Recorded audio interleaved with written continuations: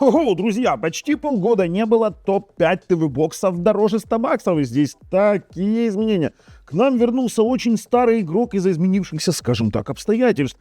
А еще у нас там ранжирование произошло очень такое достаточно существенное, то есть кое-кто полез вверх, кое-кто полез вниз. Ну, в общем-то, топ-5 ТВ-боксов на весну 2025 года от канала Технозон. Поехали!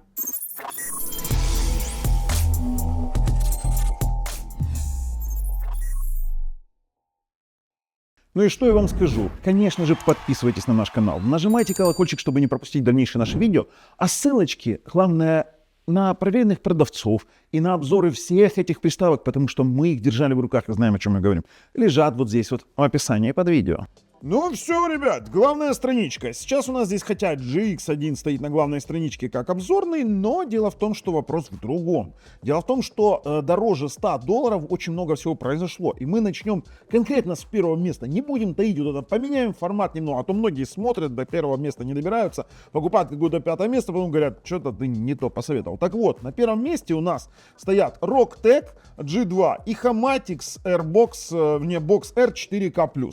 Так вот, это сертифицированные ТВ-боксы. Они уже не первый раз у нас занимают первое место в топ-5. Но дело в том, что здесь еще и обстоятельства немножко изменились. Потому что эти ТВ-боксы для меня стали еще лучше. В частности, Rocktech G2. Хотя многие скажут, что это практически одинаковые ТВ-боксы, но есть одно небольшое отличие. Во-первых, Rocktech G2 я сейчас вам показываю 4х64. Уже начала появляться 4х32 версия, она еще дешевле. Во-вторых, это сертификация Netflix, 1000 мегабитный LAN, iMlogic S905X, 4 процессор с сертификацией Dolby Vision. И я это сейчас говорю не зря, потому что то, что я сейчас скажу, немножко порвет ваши шаблоны.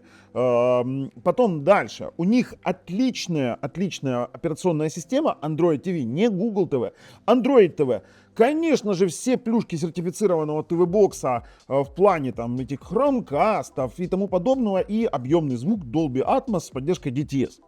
Оба они практически вот одинаковые, практически с поддержкой этих кодеков AV1, с поддержкой там всех этих форматов HDR, HDR10+, но кроме того, что они это умеют, и воспроизводить 5 и 8 профиль Dolby Vision, они еще умеют воспроизводить Dolby Vision, 7 профиль, 2 слоя, вы не ослышались, 2 слоя в Core Elec.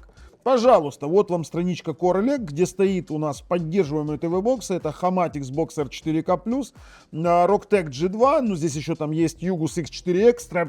Они уже, знаете, такой заванговал, потому что следующим вариантом будет здесь и Yugus X4 Extra, и еще и будет Yugus AM6B+. Я вам объясню. Дело в том, что почему все-таки Rocktech стоит на первом месте. Потому что у него под Core Elec, никто не знает, что такое Core Elec, это кодеподобная система на Linux ядре, которая позволяет там сделать очень многие вещи. Если вы понимаете, о чем я, то это хорошо. Если не понимаете, то оно вам не надо, но знайте, что ваш ТВ-бокс будет это уметь на первом месте. Итак, смотрите, он может все, а в Hamatix R+, у нас не работает Ethernet для всего. Ну, короче, есть там определенные моменты с сетью, хотя они вроде бы как одинаковые, да ничего подобного. В общем-то, мои рекомендации это топ-1, потому что сейчас мы пойдем топ-2, и он интересней в плане для тех, кто не любит сертификаты. Смотрите, $114 на текущий момент на Алишке. Хамат стоит 110, но за 114 4х64 интересней. И плюс, допустим, если вы в Украине, то можете купить у официального дилера Rocktech G2 с промокодом Технозон, будет еще дешевле, чем здесь написано, 5190. А Хамат можно купить, например, на PowerOn, тоже проверенный продавец, за 4349. Ссылки на всех этих продавцов лежат в описании под видео, как и обзоры на ТВ-боксы. Теперь дальше. У нас Yugus X4 Extra поднимается на второе место, потому что на первом месте 2 идентичных ТВ-бокса. На втором месте у нас 2 ТВ-бокса Yugus, которые вот они до $160 фактически. Это Yugus X4Q Extra. iMlogic S905X4. Такой же процессор, как в Rocktech, один в один. И он тоже может проигрывать двухслойный профиль Dolby Vision. 7. Вот так. 1000 мегабитный LAN, DRM L1 защита. У него есть 4/128 формула памяти, вдумайтесь. Дальше. Это чистый Android. как вы любите, многие, ну, мы знаем, что многим нравятся сертификаты, а многим нравятся не сертификаты. Это, знаете, как война постоянно андроидов, которым я являюсь, и айфонщиков, да, то есть я бы называл бы сертифицированные ТВ-боксы уровня айфона, а не сертифицированные уровня андроида, потому что у нас не сертифицированные можно накатить все, что угодно, любой лончер, все, вот все, что захотите, да, там нет Netflix, но есть как есть, зато в пробросе есть и Dolby True HD, и Dolby Atmos, и DTS:X и тому подобные форматы звука, при этом поддерживают и AV1 кодек, очень быстрые, шустрые, и Yugus это действительно качество, да, и тут у нас возвращается Yugus AM6B+, старый процессор, во-первых, он мощнее, чем iMlogic S905X4, во-вторых, стабильно откатанный, и в-третьих, тоже поддерживает Dolby Vision, 7 профиль в 2 слоя, через Core Elec, пожалуйста, смотрим. Так, смотрим по поддержке, есть у нас Yugus AM6B+, и есть Yugus X4 Extra. При том, что этого даже не может Yugus SK1, он может 5, 8, он отлично работает под Core Elec, все классно, но не может 7 профиль, а эти могут. А эти могут. Вот так вот, поэтому они сейчас идут вверх. И те, кто понимает, о чем я, для какого просмотра, например, туда Elementum накатили, ой-ой-ой, просмотр, я уже баловался, очень круто все получается. У меня, кстати, вот есть Rocktech, вот такой вот. Скоро покажу вам некоторые видосики, как это все устанавливать. А вот дальше у нас идут на третьем месте Yugus SK1 и Yugus AM8 Pro. Объясню. Самые мощные на текущий момент боксы на процессоре iMlogic S928K, 8 на 128, Wi-Fi 6, Bluetooth 5.3, 1000 мегабитный LAN. Качество исполнения самого по себе бокса очень даже крутое. Я вам больше скажу. Тоже один из моих любимых ТВ-боксов, у которого правильно сделанный радиатор, на который можно поставить, допустим, Android TV модуль, и будет вам Android TV. Можете оставлять чистый Android, и будет чистый Android. При этом разница у них в том, что на Yugus AM8 Pro нет поддержки DRM-L1. Но это чисто такой вот пират-бокс, да, там для IPTV, для YouTube, для какого-то там просмотра, для скачанных фильмов, для всего чего угодно. Но Yugus SK1, вот он прям интересен из-за DRM-L1, и тут будут работать многие стриминговые сервисы. Не будет работать тот же самый Netflix, Dolby Vision, Dolby Atmos, это невозможно. Но фильмы Dolby Vision, Dolby Atmos, там откуда-то, скажем так, они будут работать тут отлично. Он поддерживает 5 и 8 профиль. Оба ТВ-бокса отличные. Если хотите уже там полный пакет, то это $208 за $179. Меньше, скажем так, пакет, но это вот если вы захотели вот самый мощный, чтобы вообще ничего никогда не лагало, то это про эти ТВ-боксы. И вот сейчас вот в комментариях вот напишите, пожалуйста, владельцы Yugus, вот именно SK1, почему вы никогда не поменяете их на другие боксы. Я просто знаю, я видел эти комментарии, я знаю, что мне пишут в личку, я знаю, о чем говорят в чатах. И вы, вот те, кто купил Yugus SK1, они их уже редко когда на что-то меняют, возможно, на что-то более новое. Но вот это прям целая каста получилась. Рекомендуем. Третье место. На четвертом месте у нас усиленно держится компания Zido со своими бюджетными, как я это называю, решениями. $278 за Zido Z9X 8K.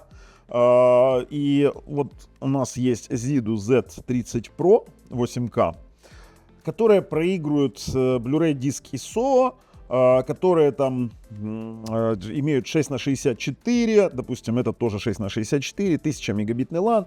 Realtek, ну, у них есть технология VS10, которая трансформирует, грубо говоря, Dolby Vision на более интересные, скажем так, форматы, то есть в HDR10, в HDR10+, все это красиво. Это конкретно медиаплееры.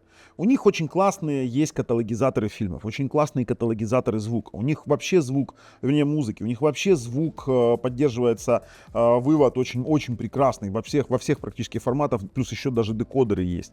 У них поддерживается Blu-ray диск ISO, то есть вы можете с Blu-ray диски играть, скажем так, прямо с вашего жесткого диска. Ну, вот очень простым языком говорю, но тут есть одна особенность.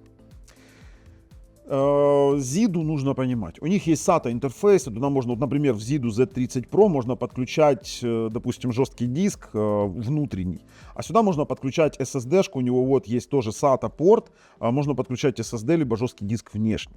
Прямо напрямую, не через USB, а прямо напрямую на полную скорость.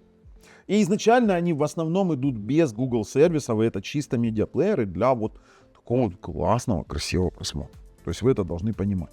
Я их реально рекомендую. Посмотрите мой обзор на ZIDU UHD 8000. Это самая максимальная в этой серии, скажем так, финтифлюшка. И вы поймете, что все остальные просто там лишен звука, другой форм-фактор, чуть меньше памяти, но работают они примерно одинаково. Но тут у нас еще один момент. Почему же ZIDU со своим Blu-ray диск ISO находится аж на 4-м месте, хотя, казалось бы, классная опция? Я вам объясню. Дело в том, что вот эти вот все ТВ-боксы, Rocktec, Hamatix, Yugus в коде на, скажем так, на Core Elec могут тоже проигрывать Blu-ray диск ISO. Спокойно включать и проигрывать Blu-ray диск ISO. Вот так. Ребят, кроме того, что первые два места проигрывают Blu-ray диски 7-й профиль, чего ZIDU не может, при этом еще и двухслойники, они еще тоже проигрывают Blu-ray диски ISO. Я вот честно вам скажу, я в шоке. Да? Ну, эти тоже Blu-ray диски ISO проигрывают через Core Elec, но не проигрывают 7-й профиль двухслоя. Поэтому только 4 место. А вот 5 место у нас оригинальный Google TV Streamer 4K, который у нас от 2024 году он был выпущен. Его можно сейчас заказать в Китае, все классно, все красиво, не сделать. Вот Mediatek процессор красиво показывает, все хорошо, Netflix сертифицирован, Dolby Vision, Dolby Atmos. И не сделать ни одного USB-порта, как так? Как так в 2024 году, чтобы в 2025, правда, не в конце 2024 сделали, в 2025 году продавать TV-бокс без, это именно формат TV-бокса, без USB нормального, то есть нужно огородить какие-то переходники, и при этом еще и с каким-то пультом скрипучим, понимаете, то есть зато сделать LAN-порт. Зато сделать LAN-порт еще и на Google TV. Твою налево. Но Mediatek, конечно, там отрабатывают отлично. По поводу автофреймрейта. На всех ТВ-боксах, представленных в топе, есть автофреймрейт. Абсолютно на всех. При этом самый он крутой на Югусах. Самый классный и крутой на Югусах. В плане того, что он поддерживает, вот они, Югусы, все типы автофреймрейта по кнопке, во всех приложениях. Либо нативно через Google API. Короче, он поддерживает абсолютно все. Есть еще информация такая инсайдерская, что вроде бы, как Yugus X4Q Extra, получит 14 Android. Но я вам этого не говорил, вы этого не слышите, считайте, что я вообще наврал. Что не вошло в топ? В топ не вошел Micool, вот этот вот, который у нас KM2 Plus Deluxe, который была классная задумка. Такой же процессор, как у первых мест. Они его выпустили, были лаги, не работал нормально Wi-Fi, потом сделали номинальный апдейт и все, и забыли про него. 4 на 32, 1000 мегабитный LAN, Wi-Fi 6. Такой же процессор, но я не вижу в нем смысла, потому что стоит он дороже, чем тот же самый Rocktec и Hamat. И при этом на Android 11, здесь уже 12 с обновлением до 14 летом, а здесь уже 14 либо 12 тоже, там надо зависит от продавца, кто как решил обновляться, потому что 14 есть некоторые моменты, которые они еще доделывают. Поэтому бокс работает, но он просто работает. При том, что у этих вот первых мест там вообще пульты, которые Google пульты, вот это на Rocktec расширенный, на Хамате простой, они еще и позволяют управлять дополнительно вашим телевизором. В Югусах это вообще все просто сделано в том плане, что там через ЦИК можно делать вообще все, что хочешь. Я вам серьезно говорю, управлять и громкостью, если ваш телевизор поддерживает ЦИК, все работает. Потом не вошел у нас в топ вот этот вот H96 Max V58 8х64 на Rockchip 3588. Вот эта надпись 8К, она просто выбивает из колеи. Не знаю, какой они там 8К смотрят, но сам по себе Rockchip, само собой, это не ТВ-боксовый чип. Это чип для мини-ПК, и, кстати, на нем и винду даже ARM поднимают. Это не ТВ-боксовый чип, это чип совсем другого формата. Для микро-ПК, для мини-ПК. То, что не сделали ТВ-бокс, то, что он работает, да, это плюс. То, как он работает, ни автофреймрейта, ни хрена. Единственное, что там 64-бит система, можно какие-то эмуляторы более расширенные запускать.